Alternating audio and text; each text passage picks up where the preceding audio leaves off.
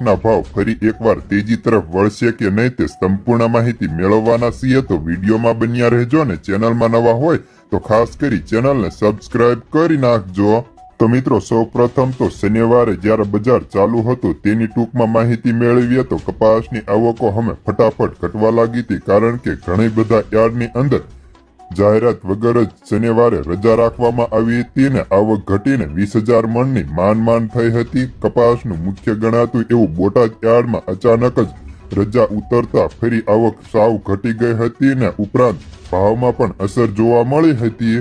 તે ઉપરાંત કપાસના મજૂરો પણ વતન પહોંચી ગયા હોય ને હવે આવતીકાલ એટલે કે આજે છે હોળી અને આવતીકાલ સોમવારે ધૂળેટીના રંગ મહોત્સવને આપ સૌને શુભકામનાઓ। અને કપાસના ભાવ માર્કેટયાર્ડમાં ₹1200 થી લઈને 1580 સુધીના હતા તો ઊંચામાં ઘણા બધા યાર્ડમાં 1600ના હતા, પરંતુ તે કેવા પૂરતા હતા। જીનિંગ મિલોની હાલ પતલી છે અને કારણ કે કપાસના ભાવ વધ્યા પછી ખાસ ઘટાડો જોવા મળ્યો હતો।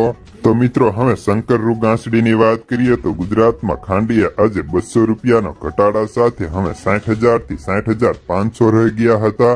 વધ્યા ભાવથી અત્યારે ખાંડીએ ₹1600 થી લઈને ₹1700 નીકળી ગયા છે। કપાસના ગામડે બેઠા ભાવની વાત કરીએ તો હજી પણ 1550 થી લઈને 1600 સુધીના ક્યાંક ઓફર કરાતા તો મહારાષ્ટ્રમાં 1350 થી 1540માં સાટા થતા હતા।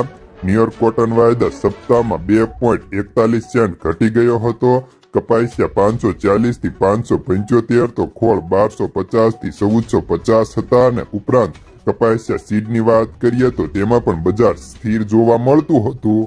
તો હવે મેન વાત કરી લઈએ કે માર્ચ એન્ડિંગ ને બાદ રજા ખુલતાની સાથે કપાસના ભાવ કેવા રહી શકે, કપાસના ભાવમાં શું થશે, કપાસમાં ભાવ વધારો થશે કે નહીં તેની માહિતી મેળવીએ તો કપાસના ભાવમાં ઊંચા મથાળેથી મણે ₹100 જેટલો ઘટાડો ફરી એકવાર જોવા મળ્યો હતો।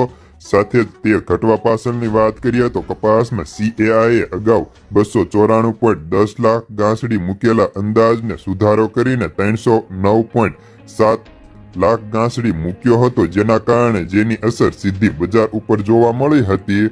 જ્યારે અત્યાર સુધીમાં 255 લાખ ગાંસડી કપાસ આવી ચૂક્યો છે તેમ કોટન માર્કેટના આધુનિક વૈજ્ઞાનિકો અને સમયસર તેમને અંદાજ મૂક્યો હતો। આ અંદાજમાં તેમણે જણાવ્યું હતું કે 255 લાખ ગાંસડી કપાસ માર્કેટમાં ઠલવાઈ ચૂક્યો છે। તો અમેરિકન રૂ નિકાસ વધવા છતાં પણ ન્યુયોર્ક રૂ વાયદામાં સારી એવી તેજી નથી। તે ઉપરાંત અત્યારે ચીન, બાંગ્લાદેશ, વિયેતનામ જેવા દેશો અત્યારે સારી એવું રૂની આયાત કરે છે, છતાં પણ કપાસના ભાવ વધી નથી રહ્યા તે સમજાતું નથી। તે ઉપરાંત તેમાં એક એ પણ કારણ ગણી શકાય કે અત્યારના વેપારીઓ ખેડૂતો પાસેથી સસ્તા ભાવે કપાસ પડાવવાની કોશિશ કરી રહ્યા છે, કારણ કે ઘણા બધા ગામડે બેઠા જે વેપારીઓ છે તે હજી પણ 1600 સુધીના ભાવ ઓફર કરાતા હોય છે, જે હજી માર્કેટમાં નથી, એટલે આગળ જતા તેજીની હાલ ધારણા બને છે।